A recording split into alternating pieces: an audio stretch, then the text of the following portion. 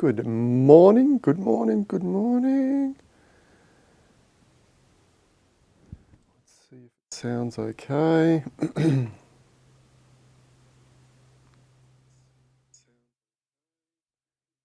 Yep, sounds greatly. All right, how's it going, Jambo, Tyler, Andrew? Afternoon, it's morning here, as you probably know. What about that, eh? Breeding update, pretty interesting stuff. What do you guys think? Gonna be a good one. You guys love any hint of controversy, don't you? Any little hint of controversy, it's gonna be a good one. Let's get on there. I never really live up to the controversy though, do I? Look, what I love change because it presents great opportunity. And I know a lot of, the vast majority of people don't enjoy change.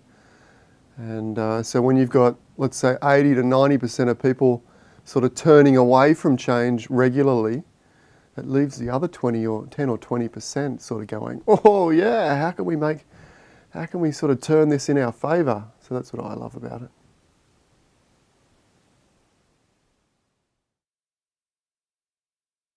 What's that's okay, mate. I know you were looking out for my best interests, but yeah, I'm looking more long term than short term, and it's good to see that Zed are looking really long term with this latest change too, in fact, even though it probably does affect my short term income and many other people's short term income. I think maybe it doesn't, maybe it increases it. We don't really know because there's less horses now, half the amount of horses. We'll talk about that in a moment. Graham thinks it's great for the long term. Steve's doing a bit of changes. Super rare coats just became more rare. Yes, they did.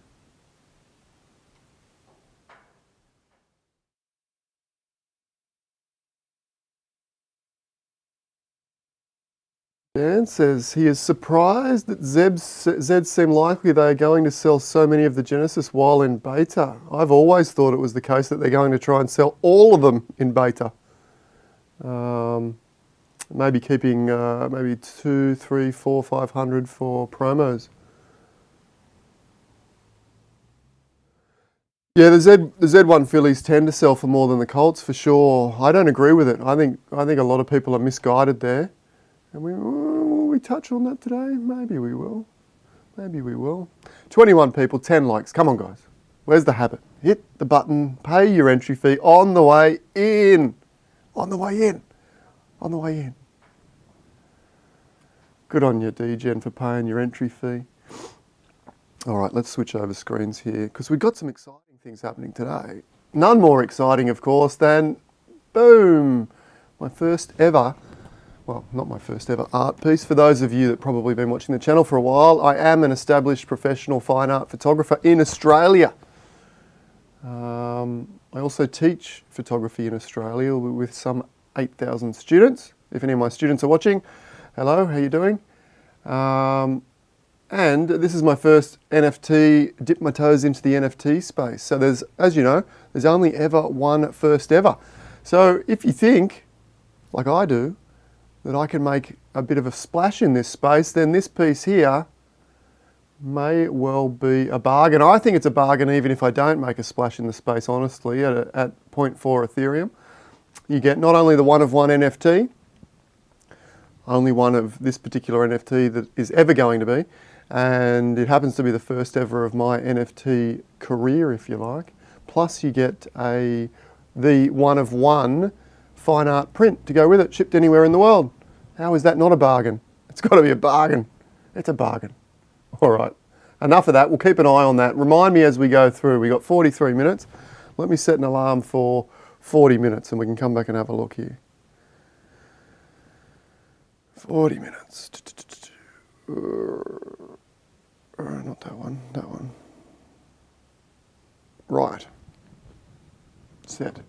So we got some action last night. Looks like Standard Stables is pretty keen. Heroin, if you're there, hello mate. I see you bid again. Thank you for that. And Pocket Change also bid again. Okay. So we'll come back and have a look at that in 40 minutes when that's got 3 minutes to go, and we'll see what's going on with that.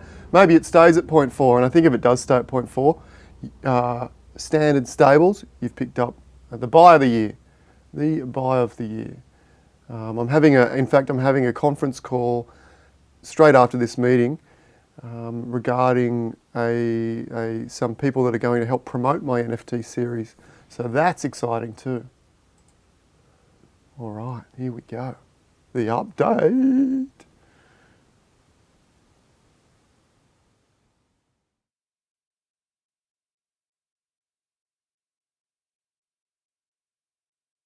Andrew Reba, way less than half of the horses now not being able to breed new fillies stops. Yeah, and I think that's a good thing, Andrew, not being able to breed rapidly. Steve, will this affect your plans for helping provide bred horses for those who sign up to your site? Well, no, I'll still be able to provide horses, but they're probably, well, almost certainly going to be more expensive than what they were before.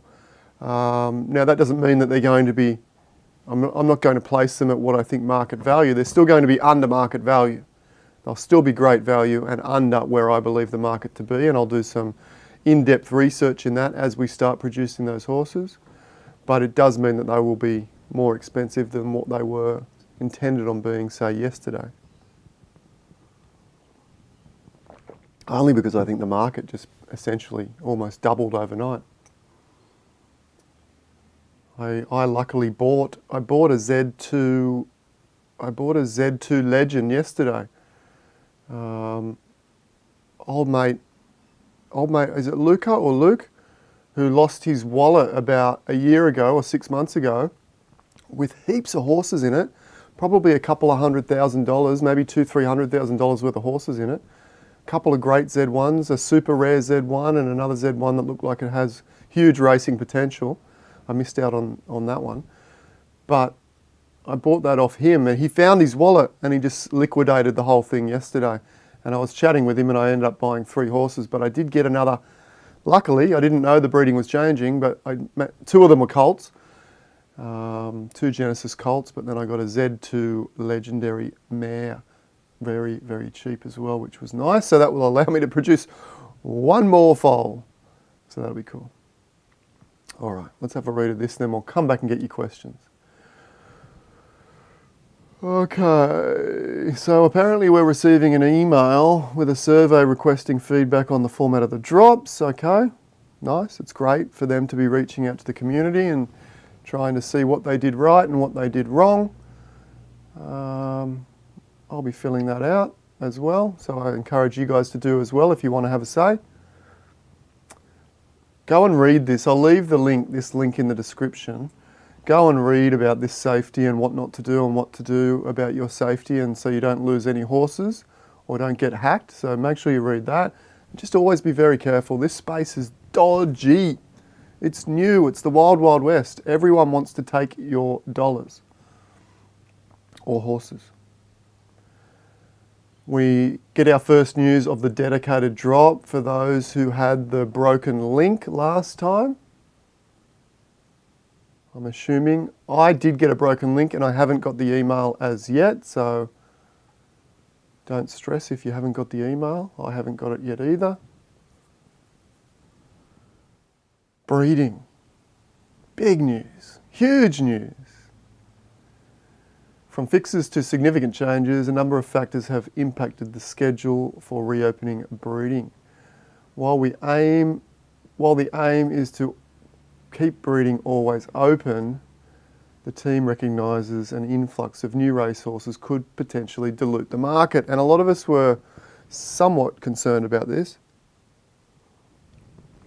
I personally was quite happy for it to dilute and allow a bunch of cheap horses to enter the market, even if those horses were going to be below breeding price, which I think they could have eventually got to. Now, I think we can still get there, because although we've sort of cut breeding in half, or you might argue even more than half, but although we've cut it somewhere around about halfway, we still increase the number of mares in the ecosystem each and every breeding cycle.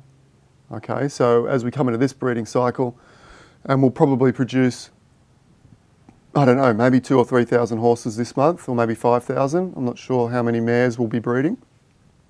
That might be too many. Maybe 2,000, 3,000 is probably on the money. And then as we get to the next cycle, there'll be 1,500 more mares that can potentially breed. So then we can produce 3,000 or 4,000. So potentially the breeding supply can still increase by 50% month on month. And that's enormous. When you compound 50% over a month on month basis, it grows absolutely phenomenally. Well, it's not actually 50%, is it? It's more like, oh no, it is. It can potentially increase 50% month on month. So if you start with 10 horses, then you're at 15, then you're at 22, then you're at 33, testing my math skills here, then you're at 46 or something, and before you know it, you're at 100. But then by the time you get up to those bigger numbers, or in Zed's case, by the time after the second month you're at 4,000, then you can produce 6,000, then you can produce 9,000, then you're up to sort of 15,000, you know, that sort of increases really, really quickly. So I think we're still on the same track, but it's going to take longer, and I think longer is a good thing myself.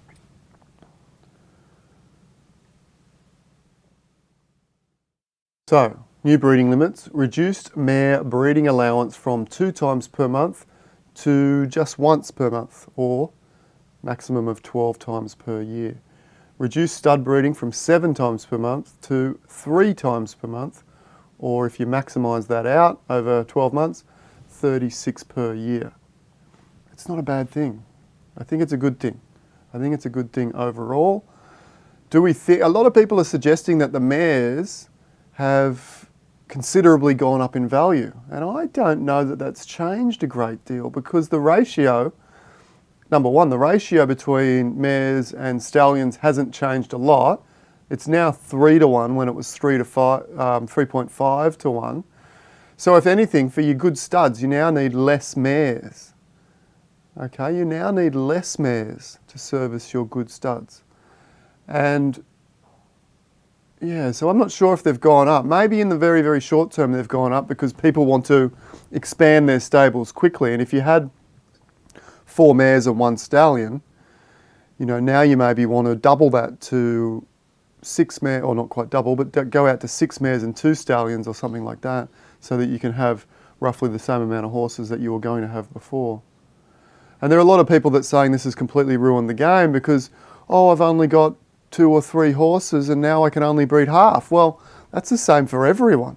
It's slowed everyone down. So in fact, the fact that the little stables can only breed 2 or 3 horses at a time, if they've got, you know, 6 mares, or 3 mares or whatever they might have, it also means that instead of me breeding 80 to 100 horses, I can only breed 30 to 40 or 40 to 50 horses. And then the following month, instead of breeding 200 horses, I can only breed, you know, I'm only sort of going up to sort of 60. So it's really pulling me back, which is probably a good thing for all the little stables. And then the new time limit is awesome on the newborn foals. This is great. This is absolutely great. In fact, it's a good step forward, making them wait 1 month to be able to breed.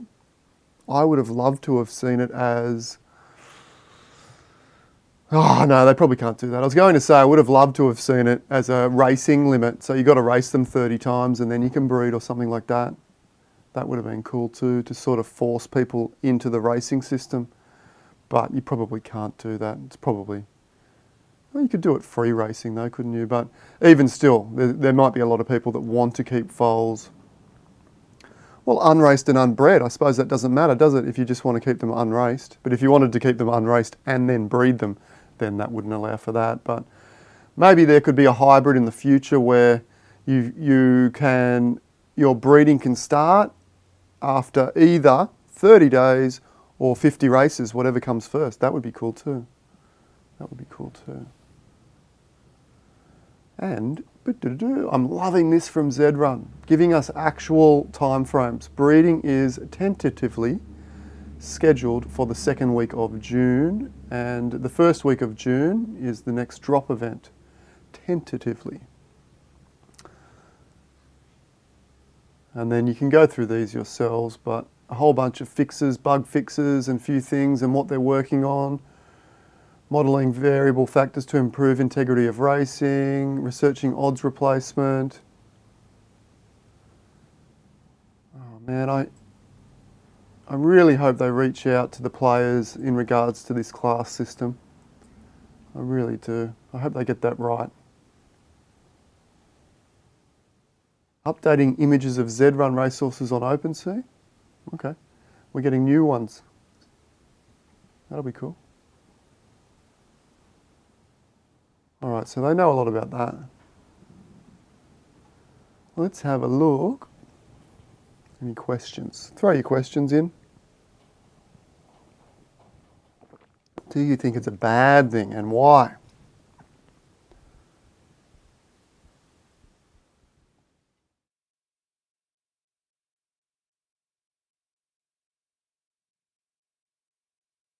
Yeah, Jeffrey, see, this is what I don't understand. How are the changes great for established stables but rough for newcomers when there's no bias?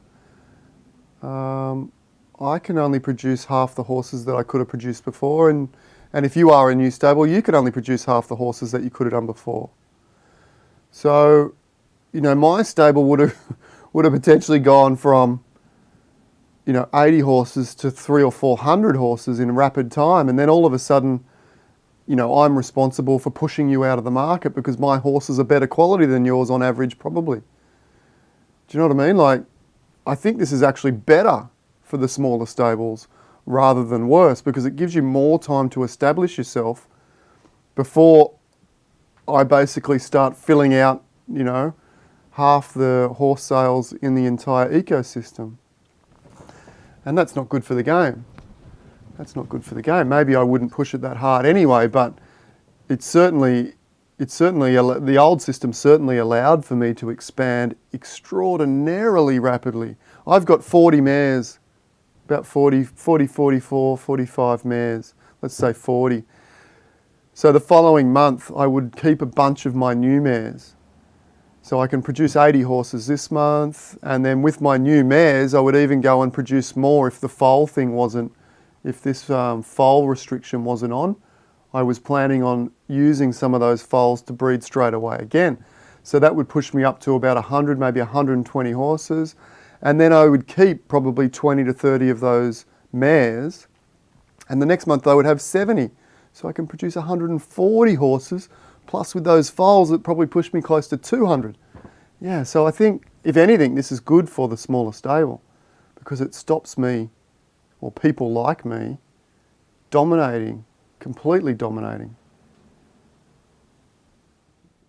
One thing that I do want to mention, guys, one of the things that really threw a spanner in the works is breed swaps, all right? Because the mares used to have two breeds, and if you had a great stud and someone had a great mare, you could get on the Discord and message or get in touch somehow and say, hey, would you like to do a breed swap with me? We'll go 50-50 in the costs and we'll take an offspring each. Now that's kind of not going to work anymore to that degree, but there is a way around it if you have patience. And the way around it is you have to wait. So most of the horses in the ecosystem currently have a similar reset. And in fact, the reset is more to do with the mare, is more critical for the mare. So what you have to do is wait until that mare that you want to do a breed swap with has 1 day left in its breeding cycle. You go and you breed that one with the mare, and then the next day it resets, or 2 days later it resets, whatever it happens to be. So you get that one breed, and then a day or two later you get another breed. So you don't have to wait 30 days and trust that other person to sort of hold the horse. You only have to wait 1 day or 2 days, and then you've got the two horses and you can swap them. Okay, so you don't get 30 days of that whoever happens to be holding that unraced horse And if they've agreed not to race it, but it gets very tempting to race it or even sell it before you get that next breed done. And then if they're a bit dodgy, they might say, well, I don't really want to do another breed with you. You know what I mean? So at least that time frame's a little bit better. I still think it now requires a lot more trust, because before you could do that breed swap all in the one day and it was very, very easy. So there's that. Brainheads is in the house. Hey mate, how are you?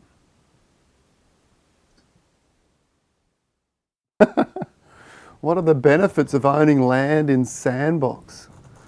I don't know, I just bought it because I thought it was a cool project at the time, and it was considerably cheaper than Decentraland. So I haven't looked into it, to be honest, but it has, when I got it for like 0.15. I think they're now selling for about 0.8 maybe, something like that. So it's gone up a little bit, or well, in traditional investment terms, it's gone up a lot. But in crypto NFT terms, it's okay.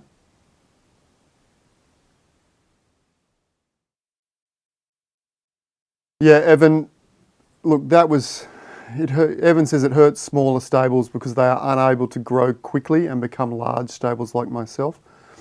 That was never going to happen in that way, because the larger stables like myself are going to expand from 80 horses to 300 or 400 horses.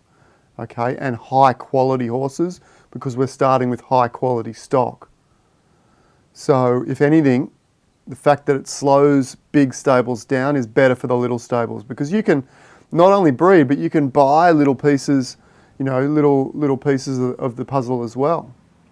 And I think, whereas I said before that mares and stallions, the mares and stallions ratio didn't change much, I think in the short term, mares are more valuable. Right now, mares are more valuable. But on a genesis level, I'm not so sure, because of the fact that it looks like the genesis mares are replaceable by the bred legends and exclusive mares. But we'll see how that pans out. Trevor has 2 horses and he likes the changes. We want the value of our horses to remain stable and keep growing. Don't want a game like Ethermon where everything sells for $1. No, we don't. We don't.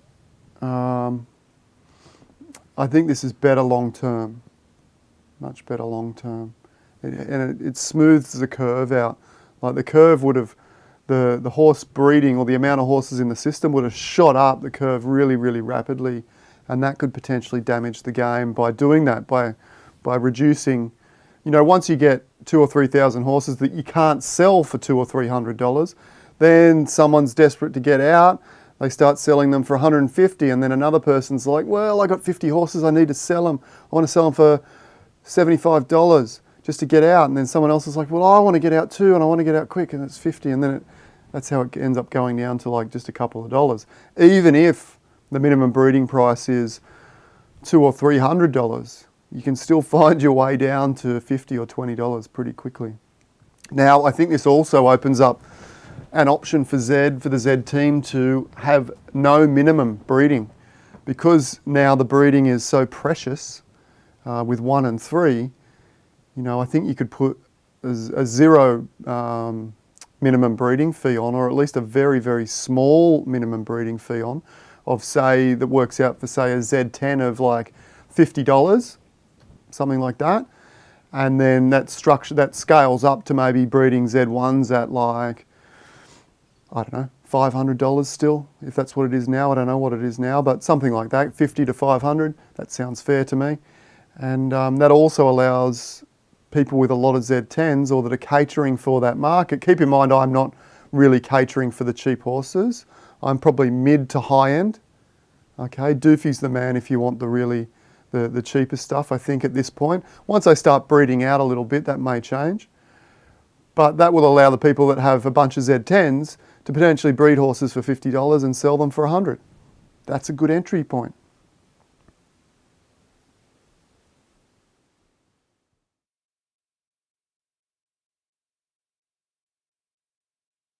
Trillionaires has 14 horses, can still breed 23 a month.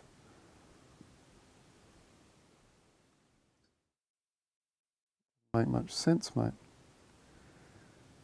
Even if they were 13 mares, or they'd have to be 2 stallions and...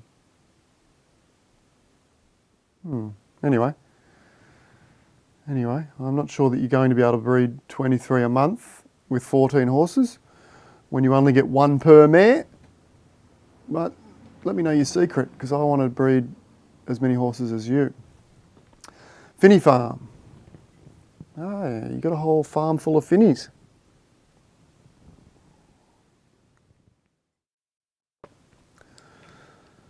Can I review a little bit about breeding? You've heard me talk about stacking knacks, stack knacks. I think you can stack anything.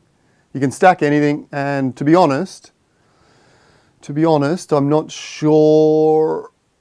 Look, actually, let me give you a little bit of a breeding rundown for those that are watching now. This will be a little breeding secret that I haven't expressed yet. We'll do another video on this later, but this is like top secret, best theory that I've got at the moment for breeding. And it works based on, okay, we've got the Genesis. Let's say, put some stuff on the table. Let's set the platform. We've got Genesis, and then that goes down to Legendary, Exclusive, Elite, Cross, Pacer. Now, I'm not going to worry too much about Cross and Pacer right at this point, but at the Genesis level, when you breed 2 Genesis, we get the Legendary, okay? And is it any surprise that the Legendaries, on average, don't seem to be the greatest races in history? Now, there are some. There's Y2K2K, Wildcatter. I've got one called Go Long. And there's a few others as well. But on average, the Legends don't seem to be the best races. And I think that's a very interesting trait because, and I think I need to get this in my head right. I think it's got to do with the way that the offspring pull their genetics from the previous generations. Now, if we assume that once you get down into the generations a little bit, let's set a little bit more of a platform. If we assume that once you get down the generations, say to the exclusive level, that when you breed, let's say a couple of exclusives together for argument's sake, that behind those exclusives, you've got the parents being the Legendaries, let's assume, and the grandparents being the Genesis. Now, let's assume that in that scenario, when you're breeding 2 exclusives together, that the resulting offspring comes from roughly 25% of the genetics come from the direct parents. Let's assume roughly that. Now, that doesn't seem like a lot, does it? But let's run with that for now. Let's assume roughly 25% of the genetics come from the direct parents. And then as we go back a level, then 12% of the genetics, sorry, hold the horses there. 50% of the genetics, so 25 comes from each parent, roughly, or 50% in total comes directly from the parents, okay? 50% in total comes from the direct parents, the next line back in the generation. As we go to the grandparents, 25% roughly comes from there. This is where your skipped generation horses come from. This is potentially where those skipped generation horses that are bred from essentially 2 bad races all of a sudden produce a good racer, because you're still picking up some good genes from the parents, but you might be picking up really, really good racing genes in the 25% you get from the grandparents. So let's assume 50, 25, great-grandparents might be 12, something like that, and then the great-great-great-grandparents might diminish off to 6, and as you get further down the line, the further away from that horse you are, the more diminished its influence over the offspring is. Okay, so something like 50, 25, 12, 6, 3, and then next to nothing after you get beyond the grandparents. Okay, so if that is the case, it would kind of suggest why the Legendaries aren't on average the greatest races, because they're only pulling genes from the direct offspring, from the direct parents. They don't have grandparents or great-grandparents. Okay, so that would kind of explain that. And now if that is the case, it would look like to me that the best course of action is actually to breed legends with legends. at that level, because of the fact that once you've bred those, you've got the 2 Genesis breeding this legend, 2 more Genesis breeding this legend. When you breed those legends together, you're getting the 50% from the direct legends. Hopefully they're good racers. And then you're also getting the benefit of the grandparents, okay, on both sides. It looks like you should breed legends with legends. Now, I don't know if that's the case. It may not be the case. But then when you get to the exclusive level, so now when you breed those legends, you get an exclusive, and you had 2 parents to draw from, plus 4 grandparents to draw from. So you're getting a big genetic pool, whereas if you breed a legend with a Genesis, you still end up with an exclusive, but you only had 2 parents to draw from, and only 2 parents on the legend side to draw from.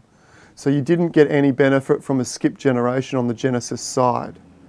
Okay, so that's rather interesting. Then as you get to the exclusive level, and again, you want to test that exclusive and see how good a racer it is. Once you get to the exclusive level, you can then potentially pull back in. Let's say we had Grandeur and Breathless Edge as some of the grandparents up the top. Once you get to that exclusive level, you can infuse or inbreed, if you like, Grandeur or Breathless for a second time, thereby concentrating the genetic concentration, if you like, within that subsequent exclusive offspring. Okay, because if you've got Grandeur as a direct Genesis parent with that exclusive, and also as a grandparent, you're picking up potentially 25% of Grandeur as a direct parent, and potentially another, he's a great grandparent, isn't he? Not a grandparent. Well, there's also, yeah, I need to do the calculations on that, because you've got Grandeur as a direct grandparent, then Grandeur as a blood influence in this horse, even though he's not a direct influence, and then Grandeur again. So within 3 generations, you've got 3 inputs of Grandeur. So you can really start to concentrate those genetics, which is really interesting. So it looks like the legendary level is for breeding legendaries and combining 4 Genesis, in my opinion. It looks like the exclusive level might be for concentrating genetics, and you can do that as many times as you want, as long as you keep that female exclusive level going. And then I would suggest that potentially you bring down 2 strong bloodlines and breed the 2 strong exclusives together, again, to get that to move to elite. And again, elite, you can again concentrate with the elite mares. You can bring in Grandeur again and Breathless again. Anyway, that's what I'll be focusing on. But the most interesting part of that conversation, I guess, or that point, is the legendaries and the way the skip generation might work. Okay? What do you guys think about that?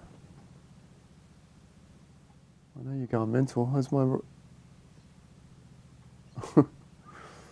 Okay, let's have a look if there was any other questions.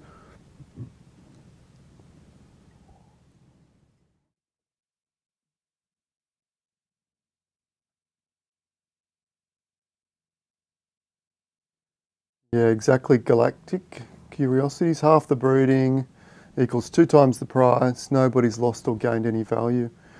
That sounds accurate, but it may well not be the case. I don't think doubling the price is going to potentially go down on the market straight away, but I think in the long run it will level itself out, because instead of having a bit of a market dip in a couple of months, once we flood the market, I think the market will probably sustain now for, a much longer period of time. That's what I think it might do.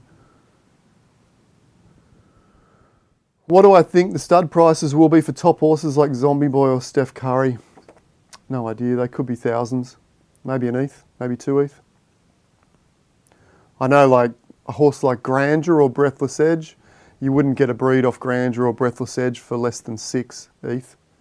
So I guess Zombie Boy or Steph Curry could be up there, 3 or 4 for sure. Steph Curry maybe not so much, because Steph Curry is an elite, is he not, or she not? But Zombie Boy being a Genesis, I would be more attracted to Zombie Boy than I would Steph Curry. I would want to see Steph Curry start producing consistent monsters before I paid big ETH for a breed with Steph Curry. Breeding, yes! Fendimus is very excited, good stuff.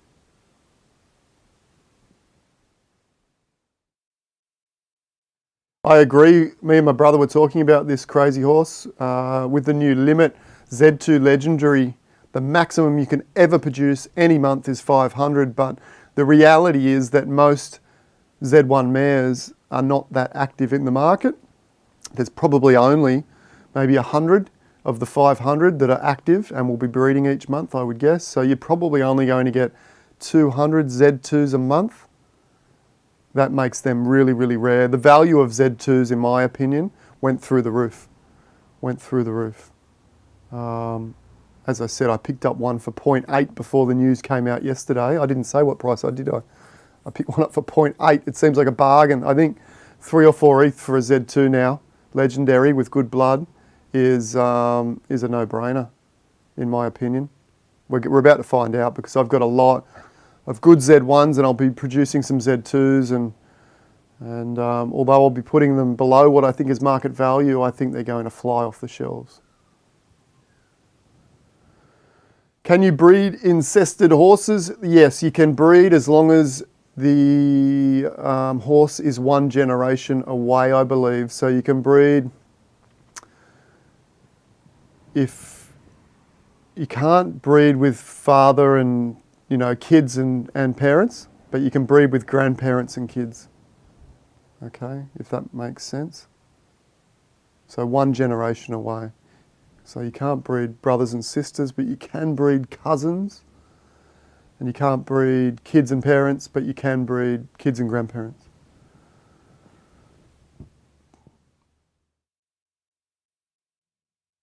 Fendimus, my horses breed with everything. Crypto kitties as well.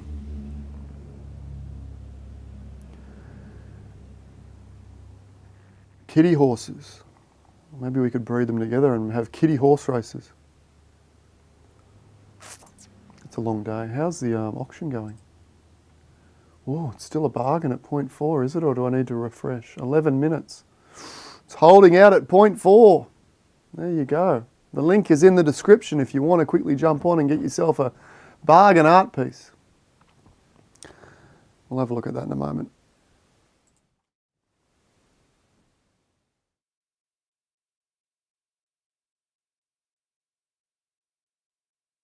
Jeffrey, point taken on expansion of larger stables being a bad thing for smaller stables.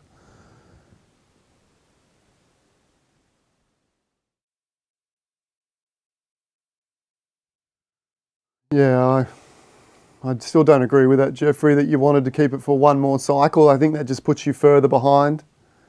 In 1 more cycle, you might double your horses, but I can essentially double mine too. So I think the sooner the better. Buy art now. Fendimus, get on it. Get on it.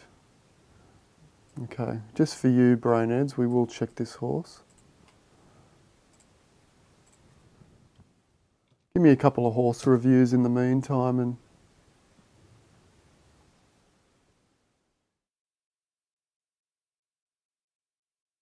okay, what are we looking at? Decent odds, decent odds. Yeah, it's a good horse. It's not winning any money though, is it?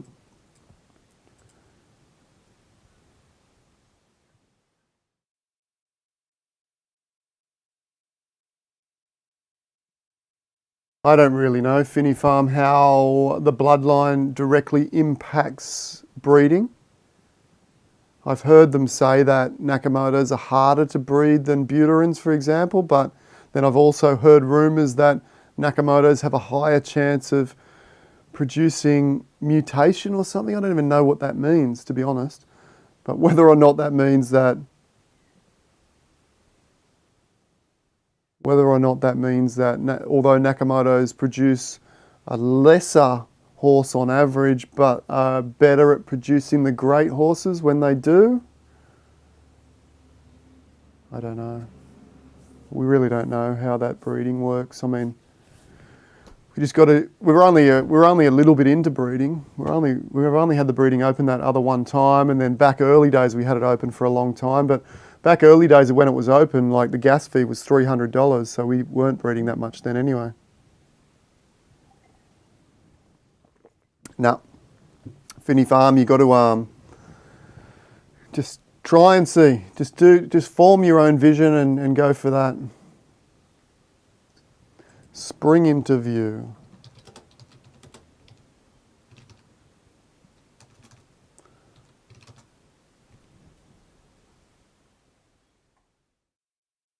Yeah, I mean, it's an all right horse.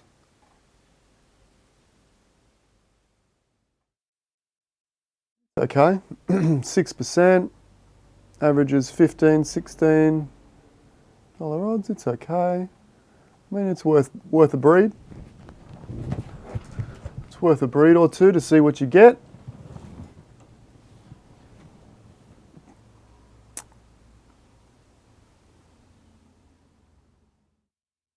Ah, right, so parent of Merle and Enchantor is not very good. The parents are not very good, but the grandparents are good.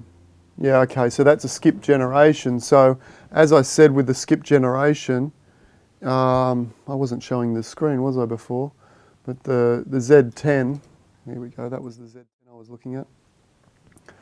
The Z10, 7%, odds of about 15, 14, 12. It's okay. It's pretty good for a Z10, but not a great one.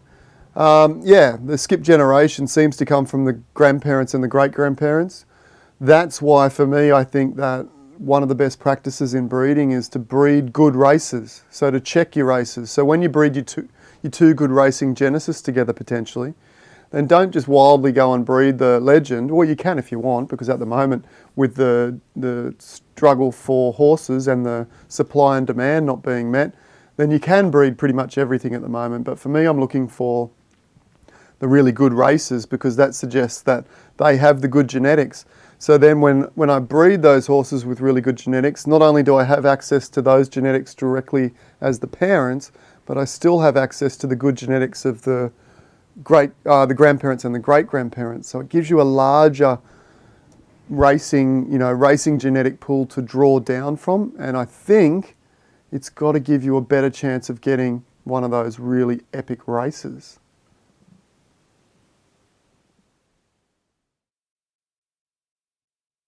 Get some good wins, then stuck in Class 4 bad odds. Yeah, Class 4 is pretty strong. I don't know that Class 5 is much weaker, to be honest. It is running at a loss, this horse, though. So I wouldn't be pushing it too much more in paid.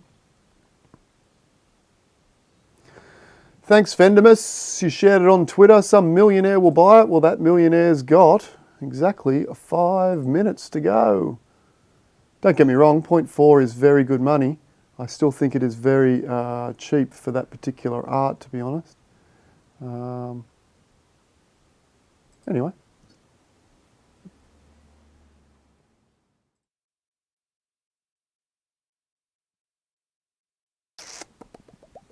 But thank you for that, Fendimus. It's much appreciated. Are you guys hitting the entry fee button? I don't think you are. Sundeck. Yeah, Crazy Horse. I think exclusive and elite. I'm more lean towards elite being the races. But exclusive can be as well. Sundeck. Sundeck.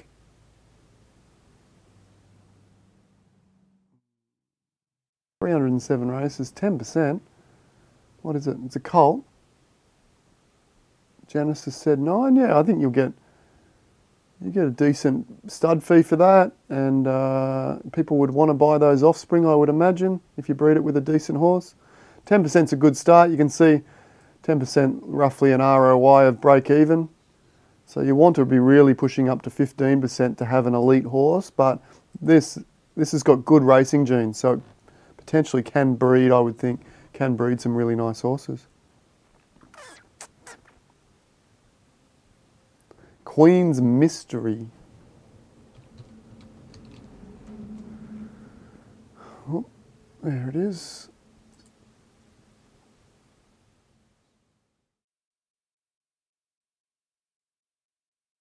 Not not sure that's a U-shaped finish. It's more of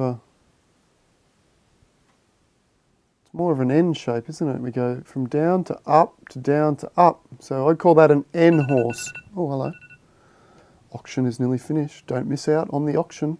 Yeah, a lot of second places, minus ROI, so it's negative on the ROI. I wouldn't be racing this one too much unless you enjoy losing money. Or go ahead and find, you know, the best distance. And this comes down to odds per distance plus win rate per distance. So if any of these are sort of running at, you can see your win rates at 8%, but if any of these are running at like 20%, just keep entering that. Just keep entering that. Just keep entering the one where you've got 20% and stop racing the ones where you've got 0% or 2% would be my go. This is going to be the biggest anticlimax in the history of the world to some degree. 2 minutes to go. 2 minutes to go. Oh, where can I put that so we can keep an eye on it? It doesn't matter. Remind me. Halo Demo. Paid your entry fee. Nice work. I'll give you a horse review for that.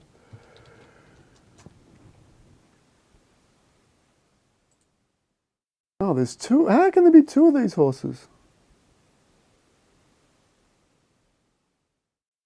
No, there's not.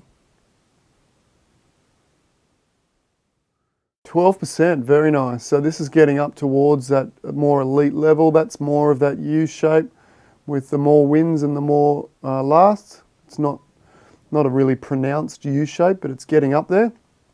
Odds. 18's a bit rough, isn't it? 18, watch out for that. 16.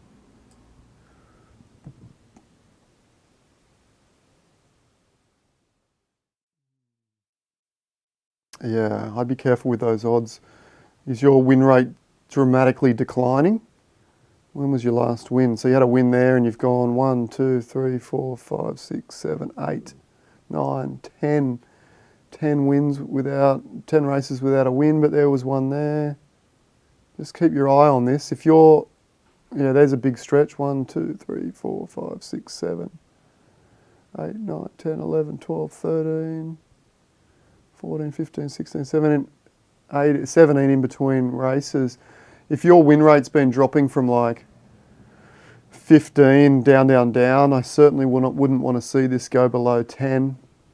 I'd be very, very careful with this particular horse because it looks like it can't sustain what it's currently doing with those odds.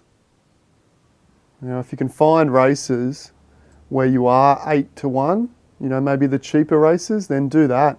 Because it seems like when you bump up to the, well, not necessarily the more expensive ones, because here the cheaper one, you're still 14s. I wouldn't be racing at 14s, 15s myself. Okay. We got another bidder. Cubs fan has come in late. Well done, Cubs fan. You get a shout out on the YouTube. What's your stable if you have one? Or maybe you're just an art lover in general. All right. Yeah, there is an extension shore season. It adds another 10 minutes every time there's a bid within the last 10. No, we're not going to stay here till the end. Oh, I skipped. Goomba is like freaking out probably. You skipped Thornbreaker.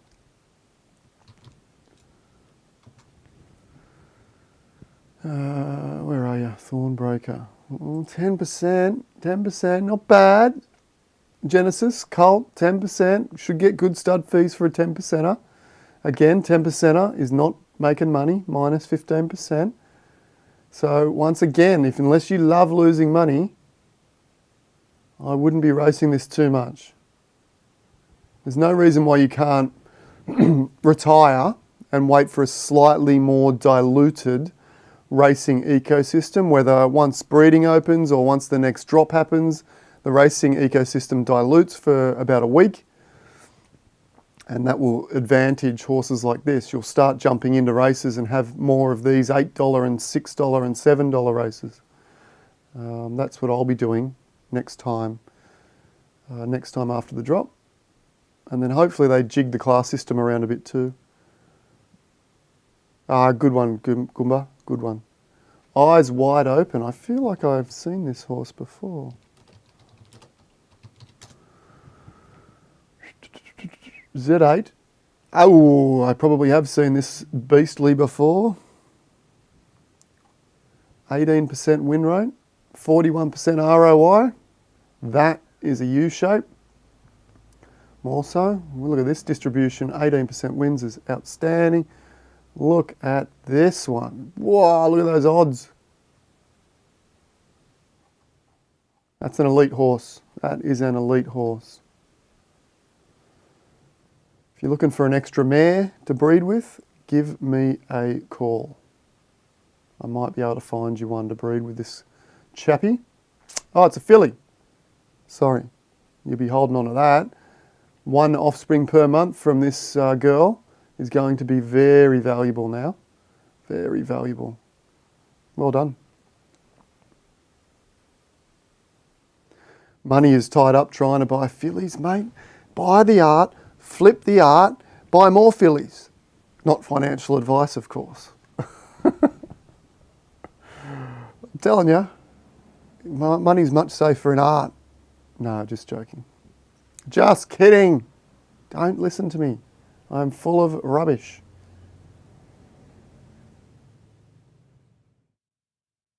CR 500. I've looked at this horse before too. You guys are double dipping on me. Exclusive, colt, 3.67%. It's an exclusive, it's a colt. So exclusive colts are not great because you'll produce elites. It's not even a good racing colt. I don't know. I don't have any of these horses. It looks to be relatively consistent, if that's anything. But $22, $24 odds. I mean, definitely stop racing it, because you're losing almost all your money that you're putting in. That's 71 minus 71%. So every 100%, every dollar you put in, you're losing 71 cents, if I'm doing the math right.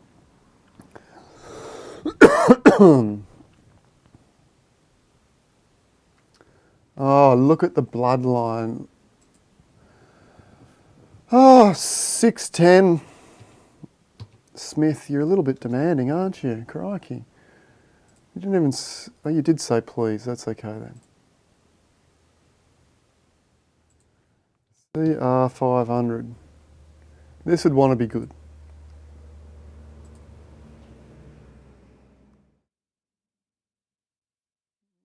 Right, is that a Genesis? No, probably not. La Martina... it is a Genesis. Okay, so that's a nice horse.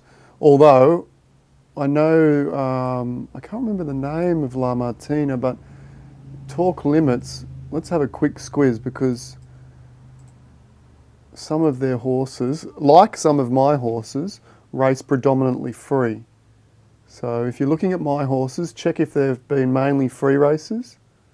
Well, it's got a big ROI, but that ROI might suggest that this is a free racer, is it?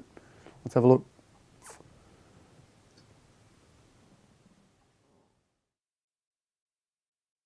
Yep, free, paid.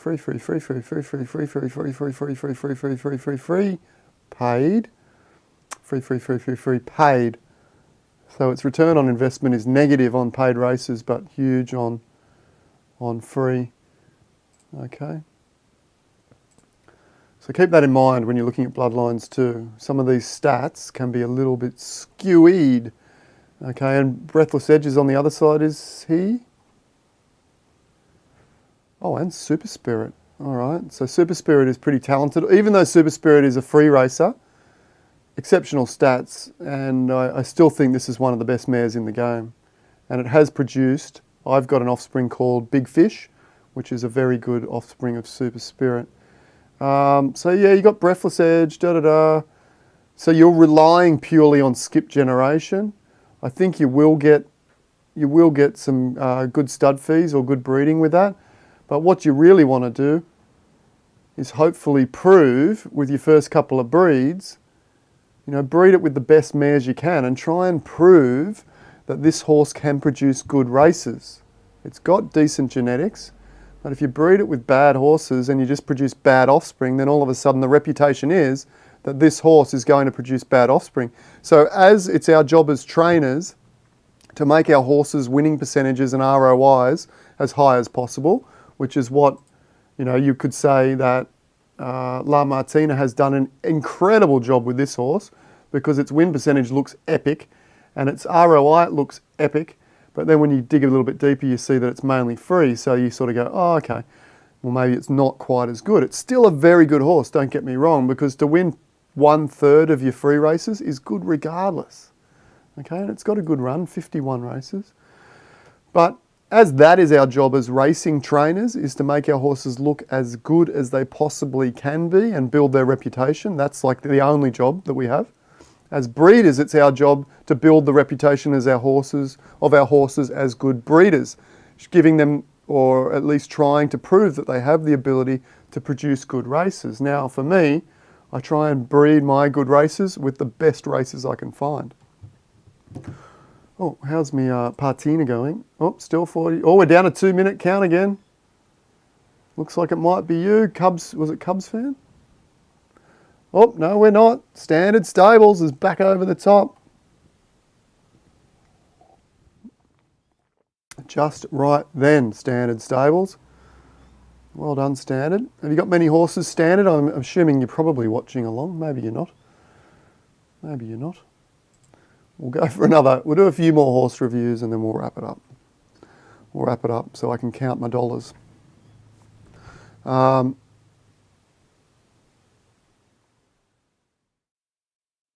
Chemical Nosedive. Number one, it's one of the greatest names in the history of Zed. I love that name. I don't know why. It's just cool. I got a couple of cool names yesterday. I need to tell you guys, I mentioned that I bought some horses from Luke, who lost his wallet, then found his wallet, and then basically sold most of his horses. I think he's still got some left, actually. I might try and buy a couple more mares off him. But what happened yesterday, he had some nice Zed 10s, 9s, and 7s. He had 2 of each, 2 10s, 2 9s, 2 7s. And he had a super rare 10, a super rare 9, and a common 10 and a common 9. And then the 7s were, I think, a rare and a super rare. Anyway, I struck a deal with him, a really nice deal to buy all 6, okay? But I gave him a price. I said, right, I'll pay you this for the 10s, this for the 9s, and this for the 7s. It's sort of a package deal, but I'll buy both. So it was just slightly above what I thought the commons were worth. But of course, I was picking up a slate, a Stronghold Ivory, and I think a Honeydew in the 9 and 10, and I can't remember what the 7 was. He said, yep, that's okay. That sounds pretty fair. And I thought it was fair. I was going to probably break even on the 9 or on the commons, and maybe if I sold, make some decent money on the super rare. So yeah, that's cool. And I said, right, you want to package them up into a bundle for me, or do you want me to just to put individual offers on each horse? And he said, oh, just put individual offers and I'll make sure I accept your offer. Anyway, so that's fine. So I went through the 6 horses and put the individual offers on. Now, on the super rares, someone else, I can't remember who it was, put just a tick above my offer on the 3 super rares, which was a very, very good price. Remember, I'd negotiated to get a particular price that was about common level, market value for commons, but left a little bit of meat on the bone for the super rares.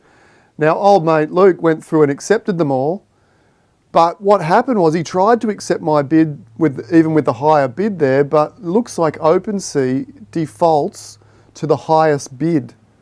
All right, so I got left with all these commons with no meat on the bone, and old mate got all 3 super rares at an incredible value that I just spent an hour negotiating with Luke on. But anyway, we ended up figuring it out. I ended up giving him the 9 and the 10 back, and I ended up buying a Z5 off him called Machu Picchu.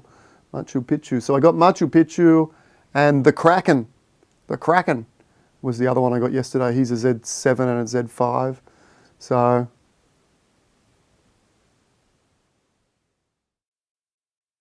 what was I getting the super rares for? Yeah, less than that, Roman. Slightly less than that. I was getting a 9, a 10 and a 7 super rare for 1 ETH. Okay, but I was also getting a common 9, 10 and 7 for 1 ETH.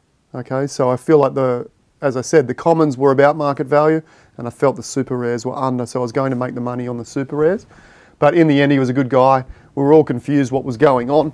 And I was a bit peeved off, to be honest, because I just lost out on some very nice super rares. But, well, I didn't get them. It was a sick deal for the dude that got them, but I didn't get them. But in the end, I gave him back the couple of commons, and what was I talking about? And he gave me a good deal on the Z5, Machu Picchu. So I got Machu Picchu and Kraken. How good a name is Kraken? I love it. And Machu Picchu for that matter. It's a cool name too. I think I'm selling Machu Picchu to one of my mates for the same price I bought it for. So he'll be getting a bargain then, because I reckon it's about half price. I also want to show you, how are we going here? Standard stable, still got the reins. Still got the reins. I also want to show you, yesterday, I think this is a pretty ordinary project, to be honest, but who else has Apimon eggs?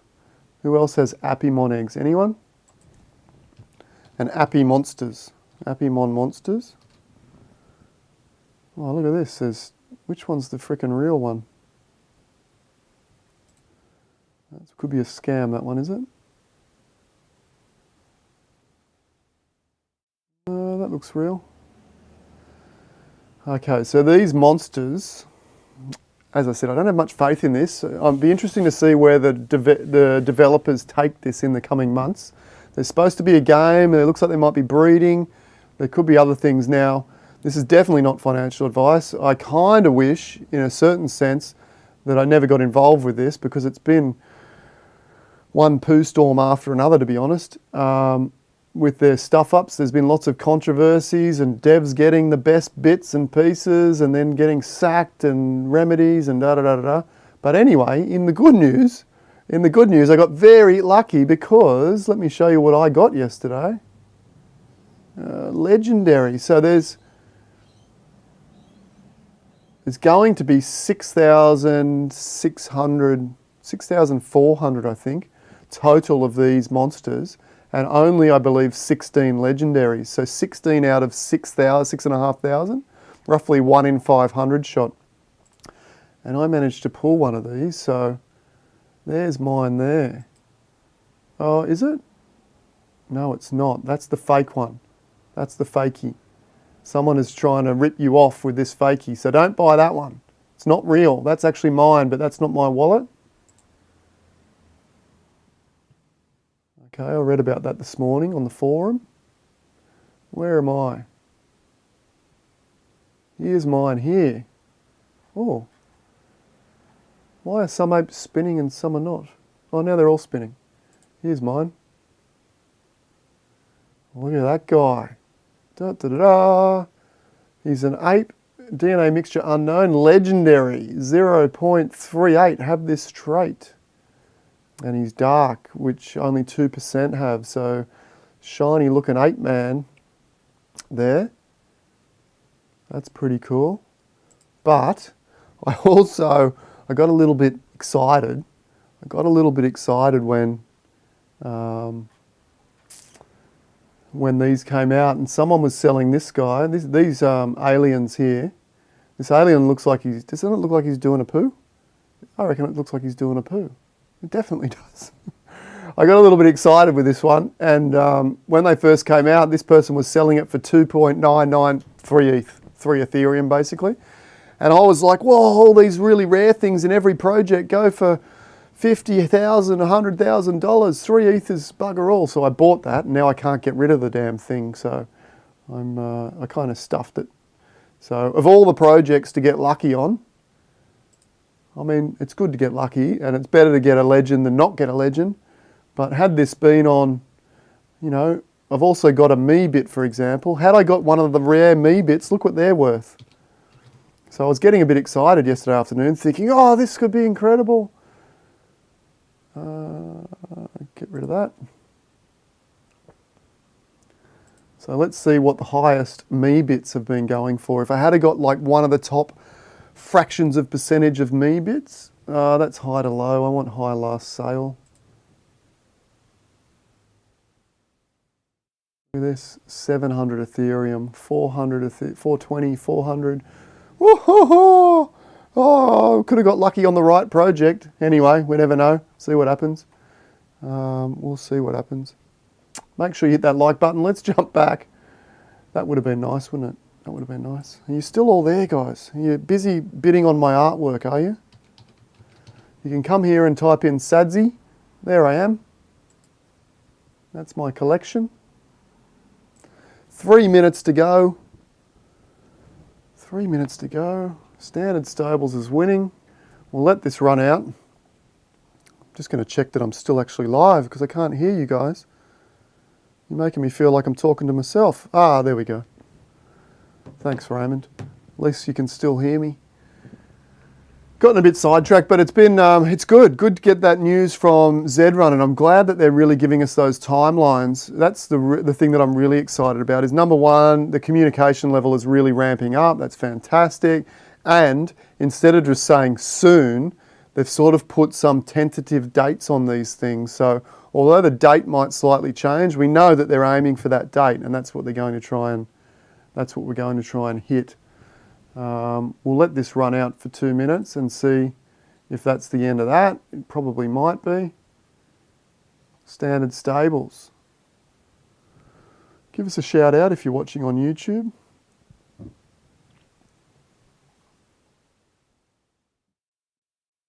Yeah, so yesterday, Machu Picchu and the it's not the Kraken, it's the Kraken. I think it's just Kraken. Is it spelled like that? Kraken? Yeah, this one. I bought that one. Is it in Poseidon number 2? Yeah, Poseidon 2. It is a rare. I think antique brass is a rare, right? I think so. But it is a cult, you know. This was before the news came out, so I do like the name Kraken though. Old Finney Stables. How about that one? It's a nice one, isn't it?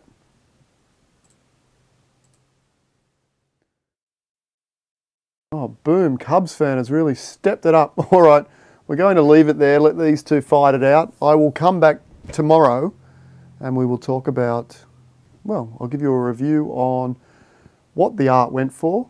I'm also thinking, I'll do that tomorrow. We might put this one for sale live on air tomorrow. We'll see. I don't know. I don't know what we'll do. We'll let this one play out. And I don't know what I'll do with this one yet. Okay, this one's the same deal. Except, as I said, you only ever get one first. This will be the second. The first one should retain that value because of that. Okay.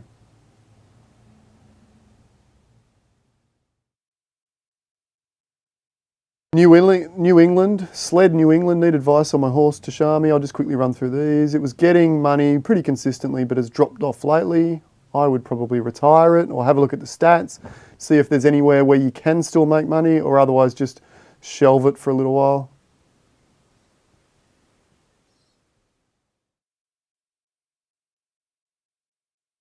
All right, guys, as I said, I actually have to jump off because I have an NFT art meeting with someone that wants to help me get my art out to a much wider audience and maybe increase its value by doing so. Who knows? If we can certainly, this NFT space is very new. You know, Zed Run's very new, but my art is very new too. So where could I be in 5 years, 10 years time if we keep working at this and we keep getting on here, building up the YouTube channel, building up Zed Run. As I said, I'm going to diversify into other NFT spaces. I don't quite have the time right now, but I want to buy pieces of the puzzle to other spaces. As I said, I've got some Appy eggs, Appymons. I'll keep you up to date how that game develops. At this stage, I don't have much confidence, to be honest. I am coming from a space where Zed Run has been incredibly kind and incredibly well managed. And then when I look at a space where it just seems like one fumble after a bumble, it doesn't fill me with confidence. But in any case, let's come back tomorrow and we'll talk more Zed Run. Until then, bye for now.